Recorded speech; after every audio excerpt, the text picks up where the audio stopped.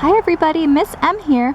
I am waiting patiently for one of my favorite birds to return back to my backyard from a long journey from Central America and the very tip of Florida.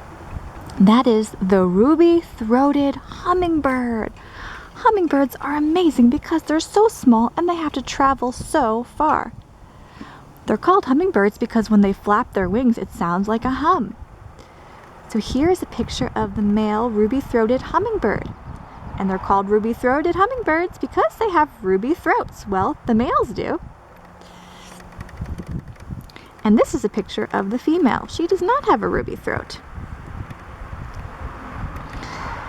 So I have not seen a hummingbird yet.